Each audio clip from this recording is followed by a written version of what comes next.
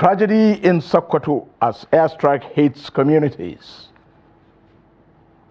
Christmas celebrations in full gear as clergy emphasize hope, humility, and selflessness. Kano Hausa Church marks Christmas with a unique blend of faith, culture, and tradition. On the foreign scene, more than 23 dead as Israel and Hamas blame each other on ceasefire delay. Hello and welcome to Trust News Hour. I am Muhammad Kudu Abubakar.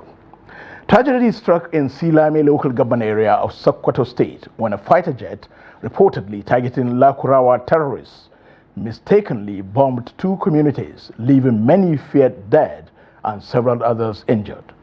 Abubakar Muhammad Daftarana, the chairman of the Silame local government area in Sokoto State, confirmed the incident but noted that the exact number of casualties and the extent of the damage was still being assessed. When asked for comment, ASP Ahmad Rufai, the spokesperson for the Sokoto State Police Command, declined to comment, stating that it was outside the jurisdiction of the Nigeria Police Force. The affected communities, Gidan Sama, Room 2 are situated near Surame Forest, a non-hideout for bandits and terrorists.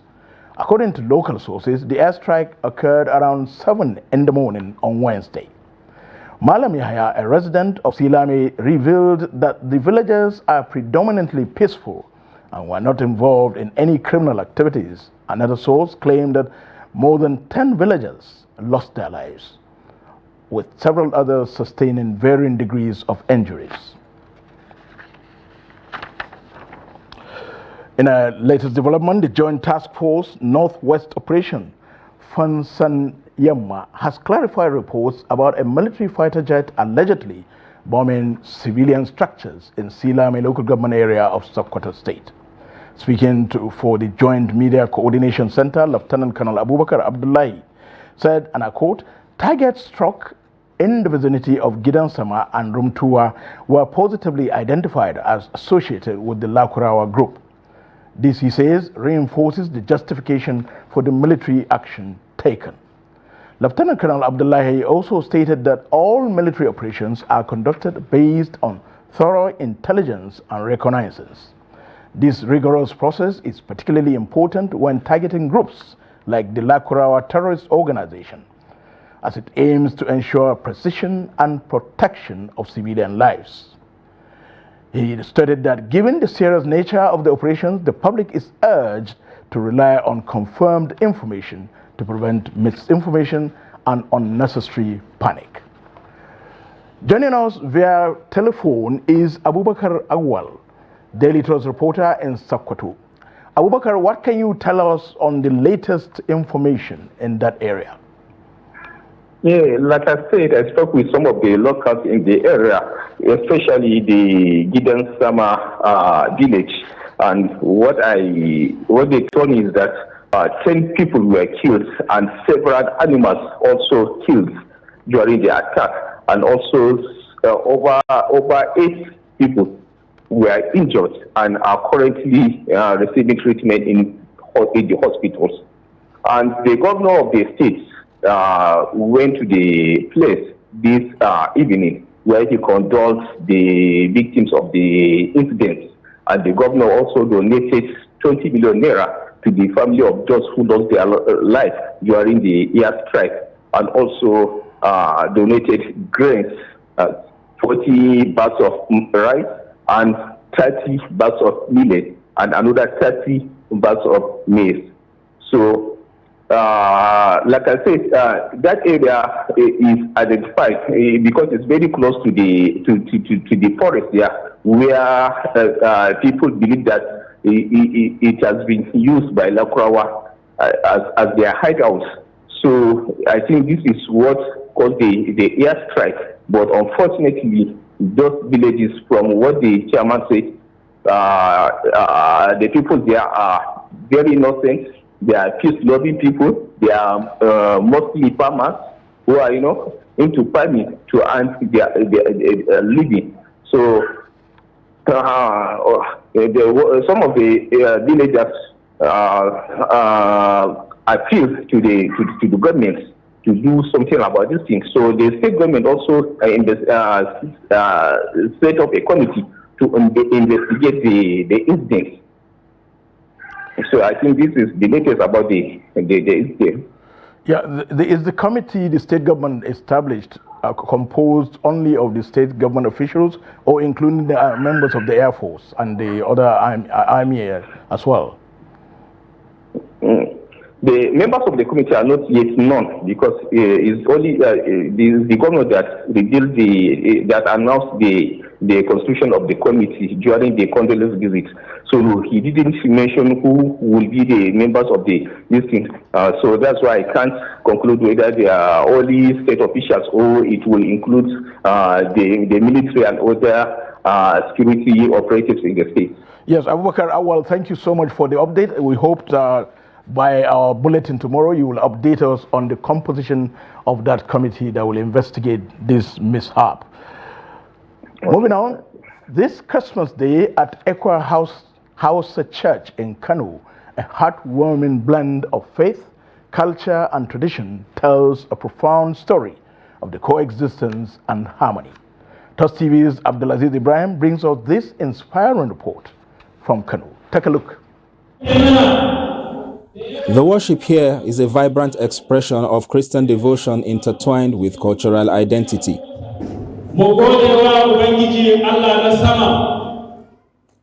Prayers offered in the Hausa language reflect a unique intersection of faith and tradition. Families adorned in colorful traditional Hausa attire make their way into the church compound, exchanging warm smiles and greetings.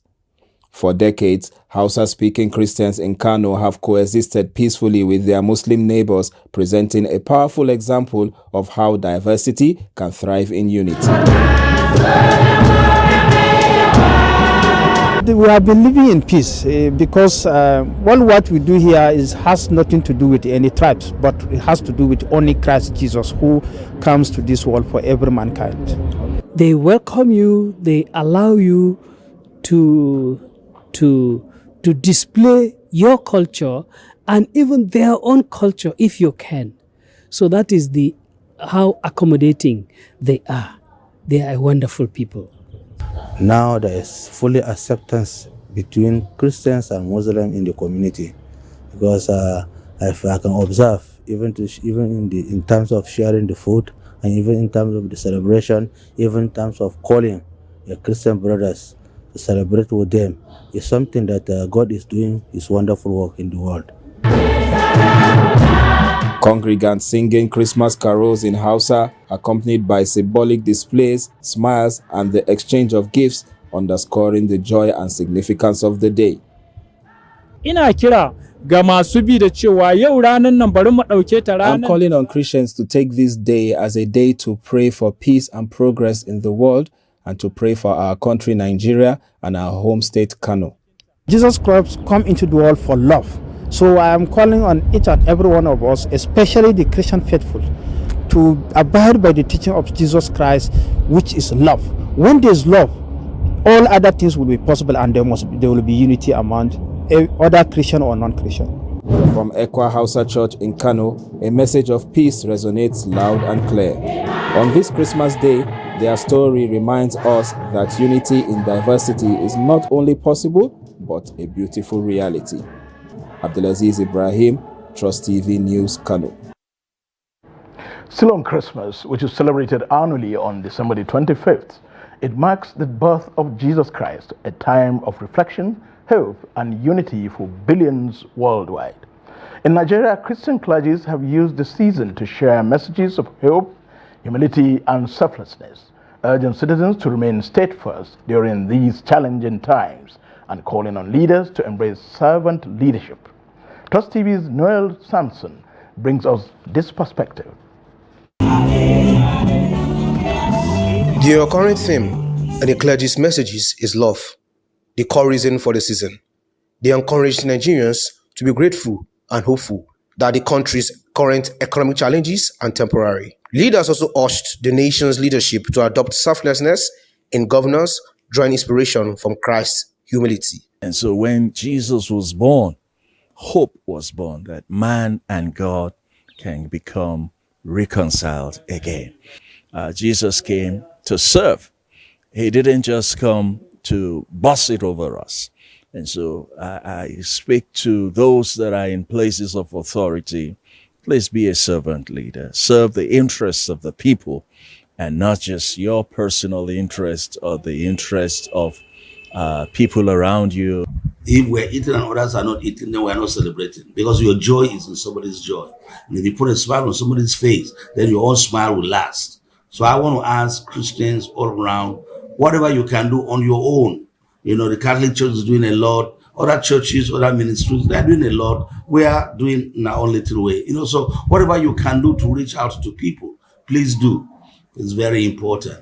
And I believe that it is in the mind of Mr. President to see that this phase of our pain is put behind and that Nigeria enter into its prosperity and into its economic booming or buoyancy. So, despite the economic hardship in the country, a visit to churches revealed an atmosphere of joy and celebration. Congregants were seen dancing and rejoicing, attributing their resilience to the hope and joy of the season. Well, I want to first of all appreciate the grace given unto us to be alive, because it is not everybody who started this year who hoped and prayed to even see the Christmas of 2024 that we are alive today. So first of all, before talking about any celebration, we must give thanks to the Almighty God, the owner, the giver, and the sustainer of our lives. Christmas is a worldwide ceremony. Let me call it that way. We thank God because we are celebrating the birth of Jesus Christ, who left his glory in heaven to come to this earth to save mankind. The Bible says all have sinned and come short of the glory of God. But that glory that we come short of, that is the glory that God planned. The true essence of Christmas lies in celebrating God's love through the incarnation of Jesus Christ, our Lord and Savior. It is a time to commemorate his birth, which symbolizes hope, redemption, and salvation. As such, the season calls on everyone to spread love and extend a helping hand to those in need. Well, Samson, Trust TV News, Abuja.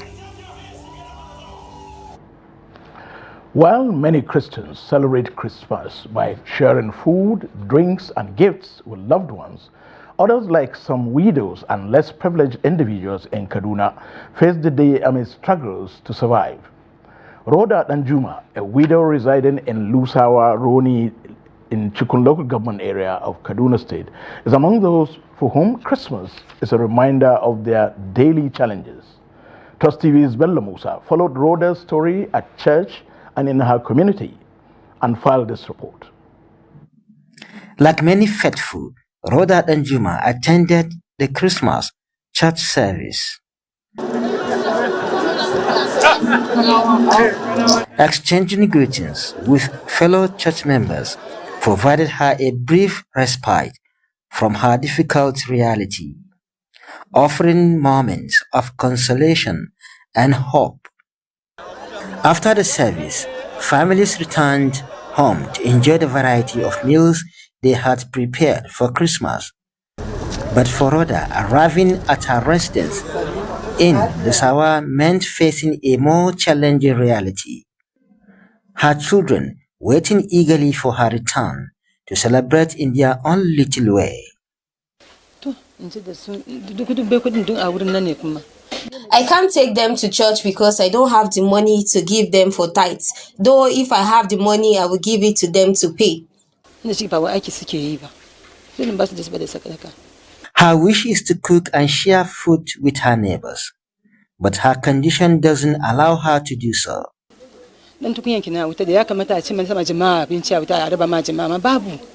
This is the pot I'm using to cook food. My wish is to cook and share with others. But I don't have enough right now. I am cooking 5 cups of rice so my children can at least eat something. Someone help me with the rice.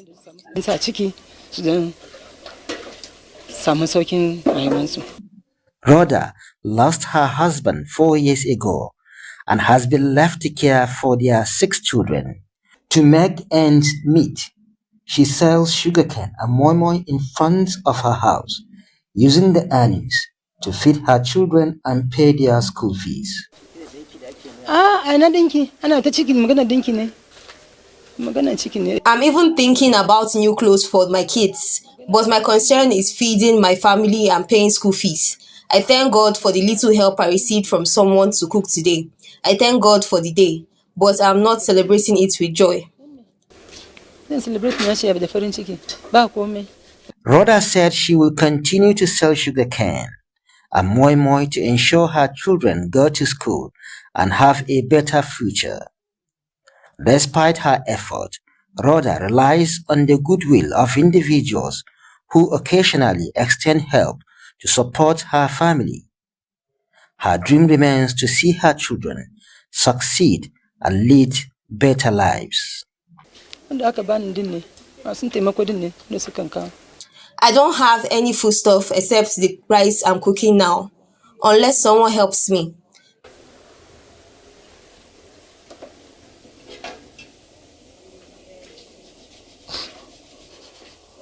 The resilience and determination of widows like Rhoda serve as a stark reminder of the struggles many endure during festive periods.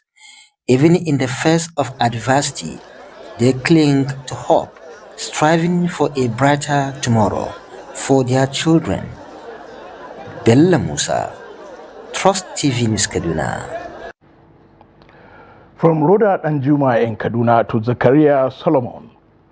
Despite the economic downturn affecting many families across Nigeria, Zakaria Solomon, a father of 5 from Bauchi, describes this year's Christmas as a memorable and blessed occasion for him and his family.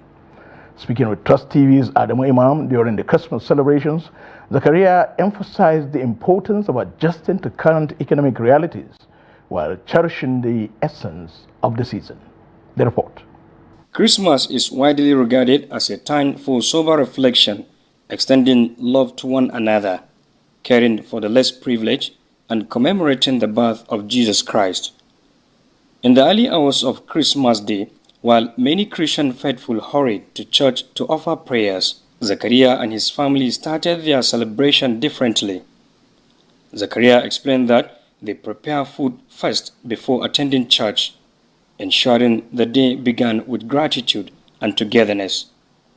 He highlighted the importance of farming in sustaining his family during challenging times. All what we used to do is we used to, especially if you have children, you need to buy the clothes as early before then. If you think you at the end of the year you'll buy it, think it will cost.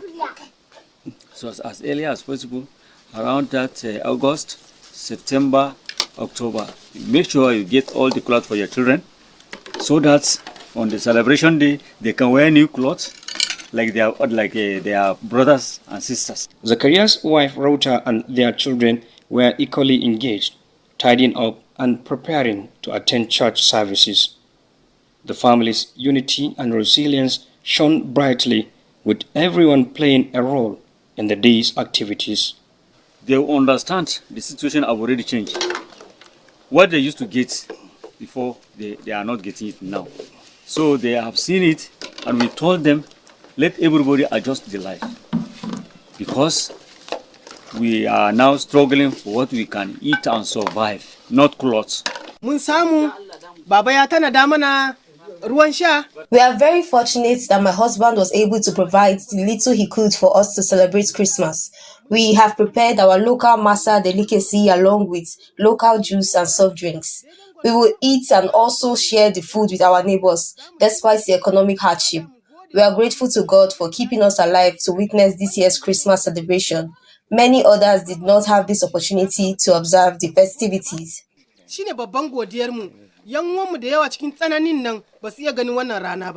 I wake up in the morning, we cook what we are going to eat in the morning. And after we finish cooking, we sweep the house, we wash the plate. As you can see, I'm still washing because it's not been long we finished cooking and we are still sharing to people. So we cooked, we sweep, and we get ready to go to church, and if we finish, we bath, take our bath, we wear our new clothes. If you do new clothes, that if you're opportune to have a new clothes, you wear it. If you're not opportune, the one you have, you wear, and you go to church. Normally have fun, go out with friends, have fun, be happy, eat, drink, and come back house. Elsewhere, other Christian families across Bauchi celebrated the day with joy and devotion. Congregations filled churches dressed in vibrant new attire, listening attentively to sermons and prayers that emphasize the spirit of love, humility, and gratitude. Zachariah's story stands as a testament to the enduring spirit of Christmas, demonstrating that happiness and blessings can be found even amid economic challenges. Adam Imam, Trust TV News, Bauchi. As the festive season unfolds, many Nigerians are experiencing the strain of the rising cost of living. In Lagos, families are adjusting their holiday plans, grappling with inflation, soaring food prices, and increased transportation costs. The financial pressures have forced many to scale down on their celebrations, focusing less on extravagant festivities and more on cherishing the times with loved ones and holding on to hope for a better tomorrow. For some Lagos residents, this year's Christmas has brought the harsh realities of economic challenges into sharp focus. Stories of families cutting back on holiday spending highlights the difficulties many face as they navigate the impact of soaring costs of essential commodities on their everyday lives. However, amidst these struggles, there is a shared resilience and determination to make the most of the season, emphasizing the importance of family and togetherness. While the festive season may look different this year, many, it remains a time for reflection, connection, and holding on to optimism, even in the face of adversity. For us, we will always be that everything will always be better because the part of the just is a shining light. That does not take away the hardship in the economy or in the society is there. But one thing I believe is planning. No matter how difficult it is, when you plan, you always have to make a way out for it. Everybody knows that December is season for celebrations, season for, we have time for our family. Monday, from January to November, we are out there hustling and getting things done. But at least this December, we should create time. So one of the things is that you plan it. One thing I always do is that from January, you start planning for the December. The way I celebrate last year is very, very fantastic to me. But this year, I can't give this year credit because last year, coming from where I'm coming from down to this place was 400 naira. Go come 400 naira, and here now today my go late coming here. I spend like 1,000 naira. Only coming for only me, not people around me, people I come with.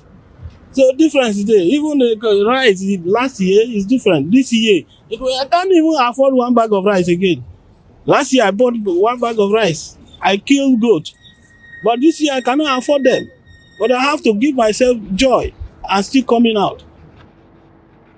Christmas is a time of joy and celebrations for Christian communities worldwide, commemorating the life and teachings of Jesus Christ. It also serves as a reminder of Jesus Christ inspiring believers to emulate his humility and selflessness. In Katsina, Trust TV's Abdullah Hamadi takes us through how the festive season impacts the day-to-day activities of residents in the ancient city. The report.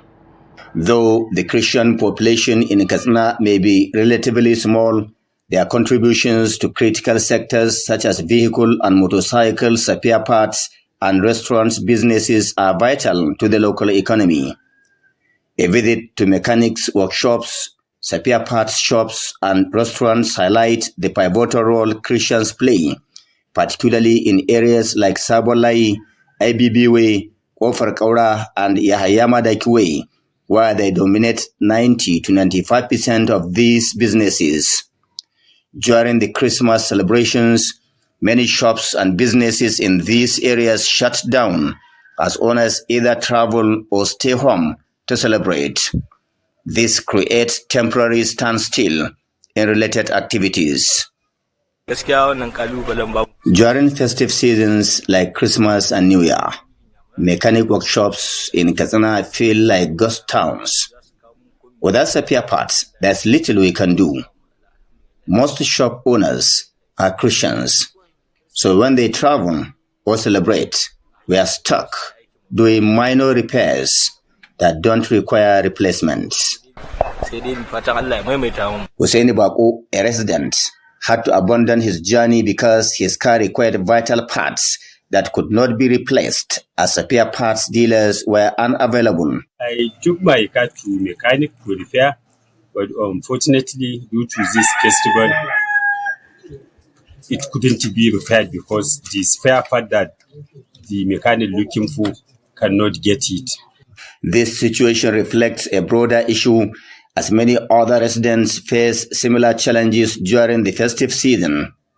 Some believe this calls for diversification, with individuals from other backgrounds stepping into these sectors to ensure continuity during Christians' holidays. The challenges extend to other businesses like restaurants, hair salons, and boutiques, leaving a gap that disrupts daily life for many. For residents like Hussein Bako, the solution is simple but inconvenient: waiting until after the new year to get their vehicles back on the roads. For now, residents like Hussein Bako must endure the inconvenience and wait until after the new year for normalcy to return.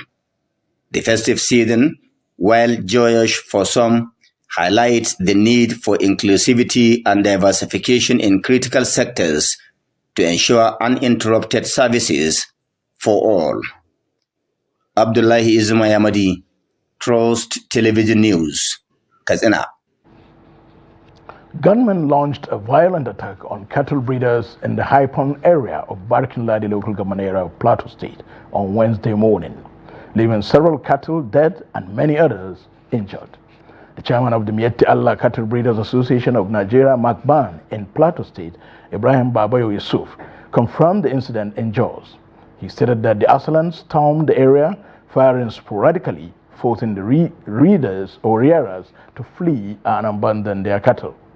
He noted that the incident had been reported to Operation Safe Haven, a security outfit in the area.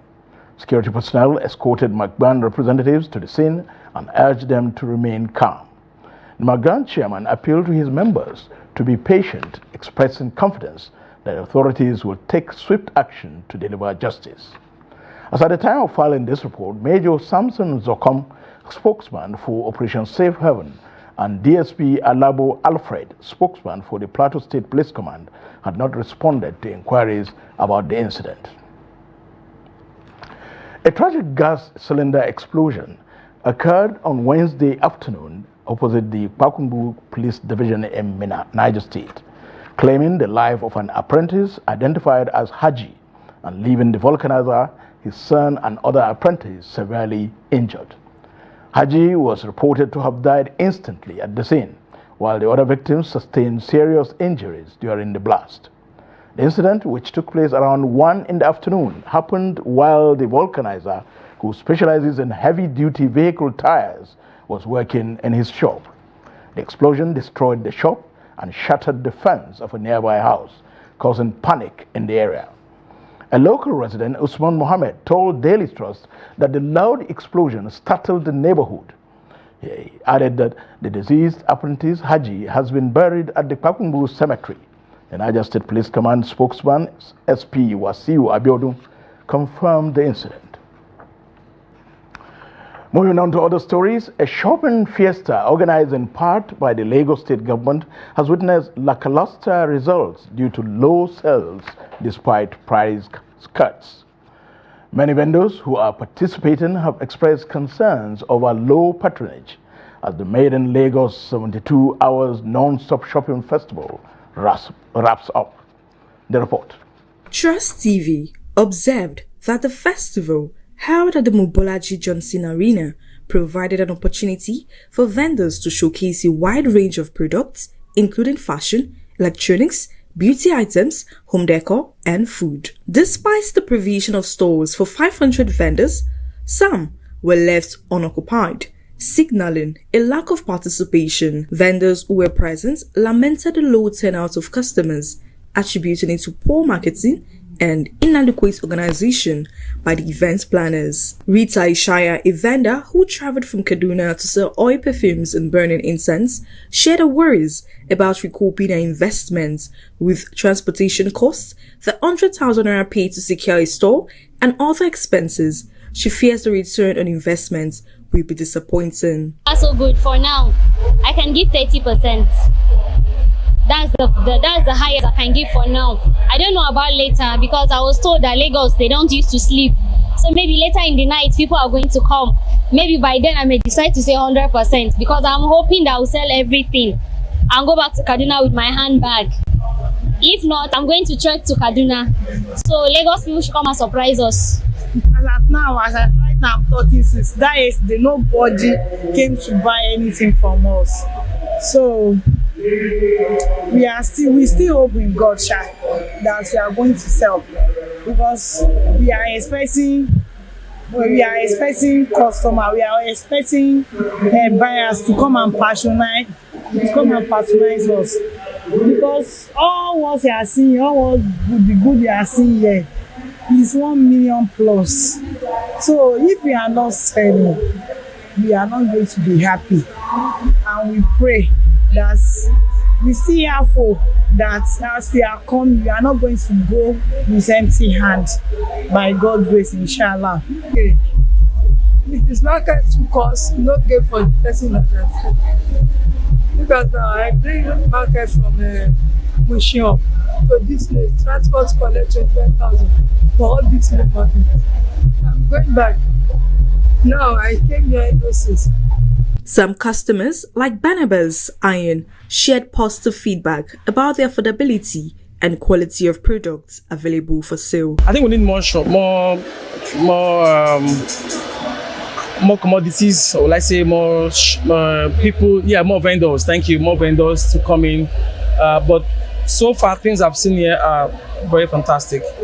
As the Lagos 72 Hours Non-Stop Shopping Festival concludes, the concerns raised by vendors highlight the need for better planning and marketing to ensure the success of future editions. The Bishop of the Catholic Diocese in Sokoto, Matthew Hassan Kukah, has blamed the recent tragic stampedes in Oyo and Anambra states, as well as Abuja, on the failures of the government to respond actively to the hunger in the land. He also noted with dismay that Nigeria is still walking in the darkness despite attaining independence more than 60 years ago. In his message to Christians on the occasion of this year's Christmas celebrations, Bishop Kukah lamented that Nigeria's lack of visible and measurable progress is due to the fact that the country had chosen darkness rather than light. The bishop also spoke on the challenges discouraging Nigerian youths from participating actively in politics, saying the cost of running for public office is the major obstacle discouraging youth's participation in politics. The bishop, however, commended the federal government for the educational loan schemes, advising that the act should not limit access only to university students, but to those also seeking vocational or technical skills. Bishop Kukah further advised that the scheme should be free of the usual bureaucratic bottlenecks and favoritism so as to expand the scope of opportunities for Nigerian youths and their parents. The Muslim Rights Concern has urged the Nigeria Police to arrest the organizers of the palliative distribution in Abuja and Anambra, or set the organizers of a similar event in Ibadan free. The executive director of the organization, Professor Ishaq Akintola, on Tuesday, in a statement, condemned the idea of different treatments for the same tragic incident in 3 different places. The group therefore demanded the immediate and unconditional release of those arrested in Ibadan over the disaster. A similar incident occurred on Saturday during this distribution of rice and other palliatives at Holy Trinity Catholic Church in Maitama, Abuja, resulting in 10 deaths. Also, at least 20 residents of Okija community in Anambra State reportedly lost their lives during a stampede over rice palliative distribution. The police command in Oyo has, however, arrested Naomi Shilekyola, the ex-wife of Oni of Ife, and 7 others in connection with the stampede in Ibadan. However, a new twist occurred in the Ibadan incident when a chief magistrate court in Iyaganku, Ibadan, ordered the remand of the 3 key figures in connection with last week's tragic stampede at Basharun Islamic High School in Ibadan. The individuals include the school's principal, Abdullahi Fasasi, the proprietor of Ogidigbo FM, Oriyomi Hamzat, and Sile Kiola, the entrenched wife of Oba Eniton Adeye Ogunwusi II, the Oni of Ile-Ife. At least 10 kidnapped victims are said to have been rescued from the hands of kidnappers by operatives of the Katsina State Police Command. Although 4 of the rescued victims reasonably sustained various gunshot wounds as a result of the bandits' attack and were immediately rushed to the hospital for immediate medical attention, 2 of the victims succumbed to their injuries while receiving treatment. In a statement released on Wednesday, police spokesman ASP Abubakar Sadiq said that efforts are ongoing to apprehend the fleeing suspects as investigation proceeds. He recalled that on December the 24th, 2024, at about 20:30 hours, some suspected bandits armed with dangerous weapons and shooting sporadically attacked a commercial vehicle at Kwanar Makera along the Katsina to Magama Jibe Road in Jibe local government area of Katsina State in an attempt to kidnap 10 occupants of the said vehicle. Upon receipt of the distress call, the divisional police officer in charge of the Jibe swiftly led a team of operatives to the scene, engaging the bandits in a gun duel, successfully foiled the kidnap attempt and rescued all the 10 victims. The rising involvement of teenagers and young persons in crimes across Niger State has alarmed security agencies and residents alike. Between January and December this year, more than 700 suspects were arrested for crimes including culpable homicide, armed robbery, and kidnappings. Shockingly, more than half of the suspects were teenagers or young adults, according to authorities. TOS TV's Abubakar Akote has more. Residents lament that incidents such as phone snatching, armed robbery, and confrontation by hoodlums have become a daily occurrence. The Commissioner of Police in Niger State, Shahuluda Mamma, confirmed the disturbing trend, stating that the majority of those arrested for various crimes in 2024 were young people. There are a lot to be said about our population. All the names and arrests we have made constitute just the youths. You won't see any person 45 years, 50 or 60 being arrested for criminality now. A lot need to be said, a lot need to be done by our families, by our parents, and by society in general.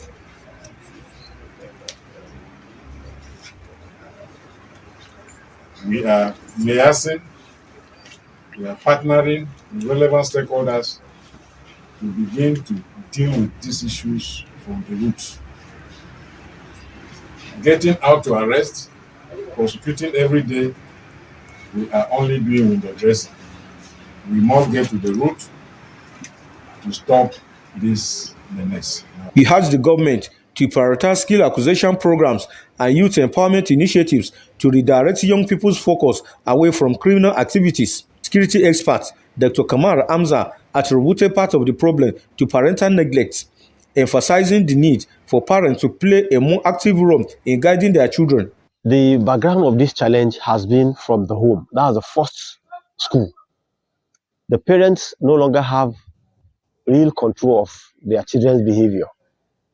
The moral upbringing is so bad because parents are not being able to treat their children.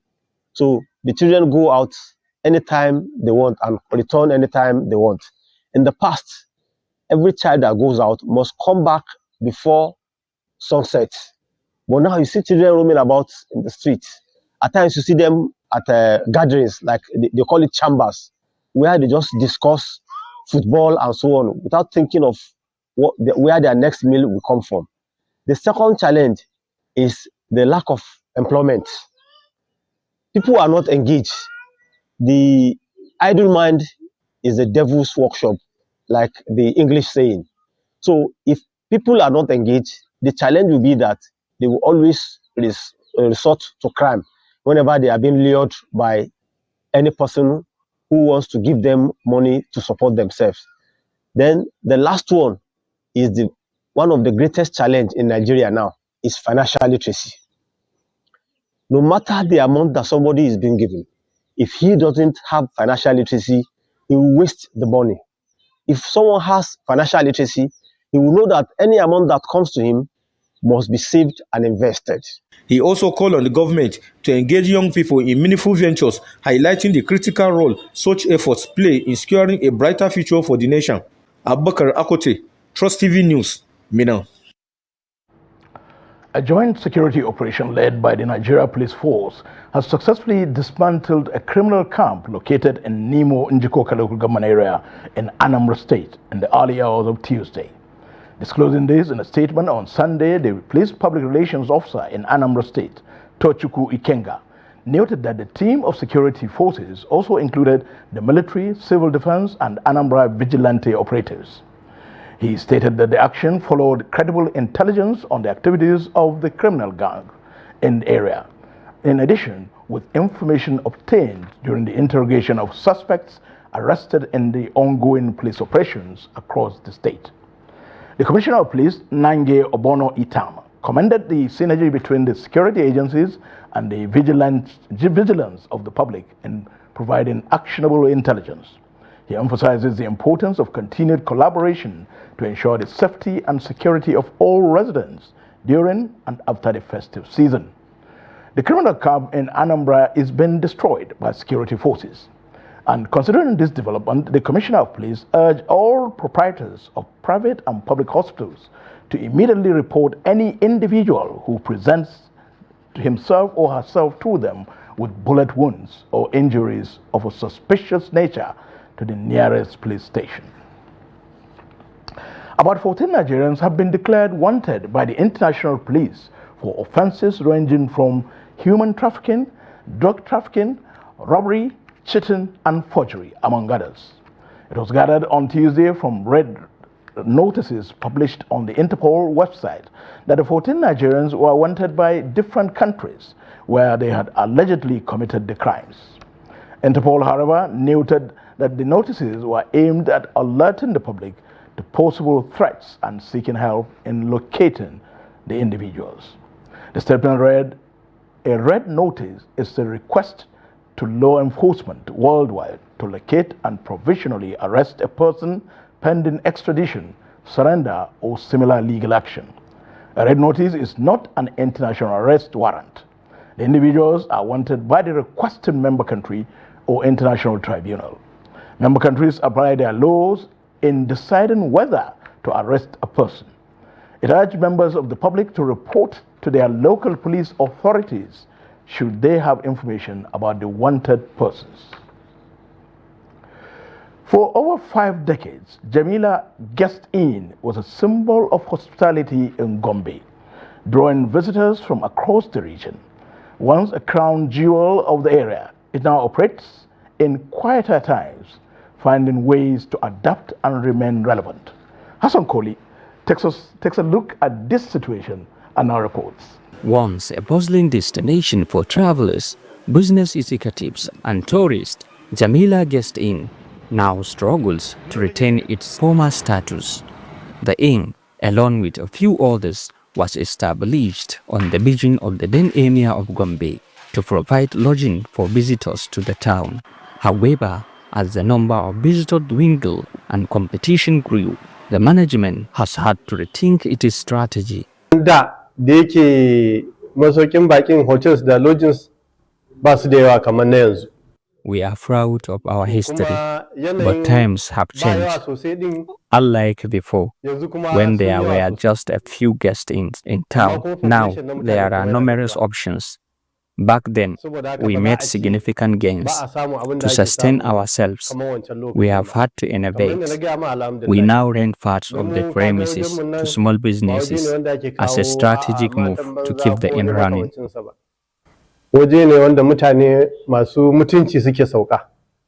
Among those benefiting from this shift is 30-year-old Yusuf Muazu, who operate a tribal laundry services within the inn's premises. For Yusuf, Jamila Guest Inn represents more than just a business location.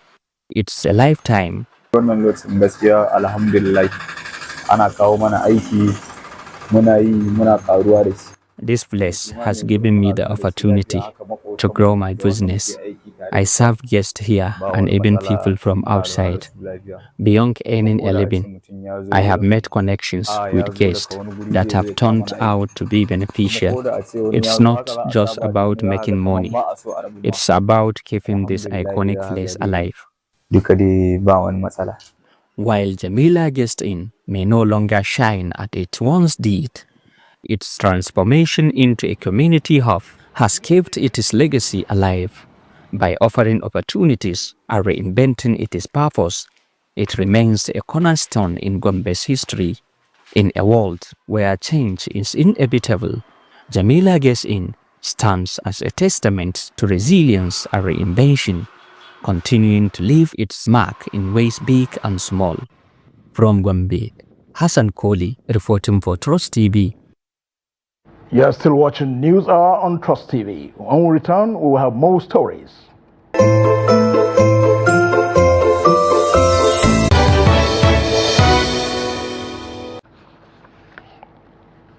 Welcome back. On the foreign scene, Hamas and Israel traded blames for failure to conclude a ceasefire agreement despite progress reported by both sides in the past days.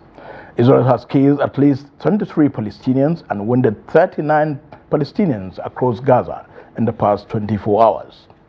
A United States-created food crisis monitor says a famine is unfolding in the northern Gaza and Israel's near-total blockade on food supplies. Christians in Gaza mark a somber Christmas, praying for an end to the deaths and destruction by Israel. While in the occupied West Bank city of Bethlehem, the birthplace of Jesus Christ, many dedicate their prayers to the victims of Israel's genocide. In Lebanon, Prime Minister Najib Mikati called on the United States and France-led monitoring committee to pressure Israel to cease violations of the ceasefire with attacks on Hezbollah and withdraw from the south of the country. Israel's war on Gaza has killed at least 45,361 Palestinians and wounded 107,803 since October 7, 2023. At least 1,139 people were killed in Israel during the Hamas-led attacks that day, and more than 200 were taken captive. An Embraer passenger plane flying from Azerbaijan to Russia crashed near the city of Aktau in Kazakhstan on Wednesday, with 62 passengers and 5 crew on board. Kazakh authorities announced that 28 people had survived. Unverified video of the crash showed the plane, which was operated by Azerbaijan Airlines, bursting into flames as it hits the ground and thick black smoke then rising. Bloodied and bruised passengers could be seen stumbling from a piece of the fuselage that had remained intact. Kazakhstan's emergency ministry says in a statement that fire services had put out the blaze and that the survivors, including 2 children, were being treated at a nearby hospital. The bodies of the dead were being recovered. Azerbaijan Airlines said the Embraer 190 jet with flight number J28243 was flying from Baku to Grozny, capital of Russia's Chechnya region, but had been forced to make an emergency landing around 3 kilometers from Aktau in Kazakhstan. The city is on the opposite shore of the Caspian Sea from Azerbaijan and Russia. Authorities in Kazakhstan said a government commission had been set up to investigate what had happened, and its members ordered to fly to the site and ensure that the families of the dead and injured were getting the help they needed. Still on the foreign scene, at least 21 persons have been killed in violent arrest across Mozambique after the Constitutional Council upheld the victory of the long-ruling Frelimo party in the October presidential election.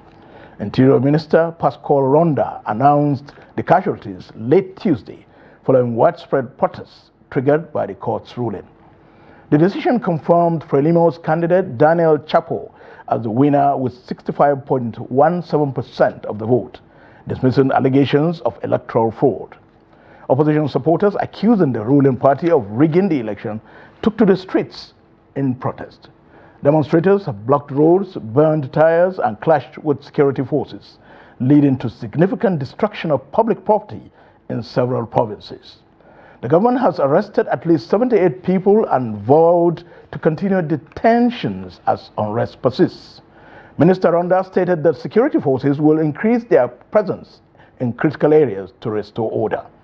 Opposition leader Valencio Mondlane and his party have rejected the court's ruling alleging voter intimidation, ballot stuffing, and irregularities during the election. Time now to join Emmanuel Fashemi for the latest in sports. The Director General of Nigerian Sports Commission, Bukola Olokpade, has called for enhanced collaboration among stakeholders in the Nigerian sports sector, emphasizing unity as a cornerstone for progress. In his Christmas message, Honorable Olokpade highlighted the season as an opportunity for love, hope, and togetherness. He urged all stakeholders, including athletes, coaches, sports administrators, media, and private sector partners, to set aside differences and work collectively to advance sports in Nigeria. Acknowledging the challenges in sports development, the DG expressed optimism that with teamwork and a shared vision, the sector could overcome obstacles and achieve its full potential. He stressed the importance of partnerships as the country prepares for key events in 2025, including the 22nd National Sports Festival slated for May. Olokpade also reaffirmed the National Sports Commission's dedication to fostering a thriving sports economy, nurturing talent, and creating opportunities for athletes, while leveraging sports as a unifying force for national growth. The assistant coach of Super Eagles team, Daniel Ogumodede, says Super Eagles Team B can't dwell too much on history as they prepare for the second leg of their 2025 African Nations Championship CHAN qualifier against the Black Galaxies of Ghana. According to Ogumodede, he said the team is focused on the tasks ahead, not the past. The Black Galaxies in 2009 and 2023 stopped Nigeria from participating in the championship. They edged out their perennial rivals Nigeria on penalties to secure a place at the last edition of the competition in Algeria. The home-based Super Eagles battled Ghana to a goalless draw in the first leg in Accra on Sunday. The reverse fixture will hold at the Godswill Akpabio International Stadium, Uyo, on the 28th of December 2024. And that is sports. I am Emmanuel Fashimi. On a sad note, Hajia Marin Namadi, the mother of Jigawa State Governor Malam Umar Namadi, is reported dead. She died in the early hours of Wednesday. This was announced by Hamis Mohammed Gomel, Chief Press Secretary to the Governor, in a statement on Wednesday. According to the statement, Hajia Mariam has since been buried in her hometown of Kafin Hausa in accordance with Islamic traditions. The statement said the Governor and his family requested prayers for the repose of her soul. With that, we come to the end of the news on Trust TV. Do not forget to follow us on across all our media platforms and join our YouTube live stream for more news, programs, and documentaries. I'm Muhammad Kuda Abubakar. Thank you for watching. Good night.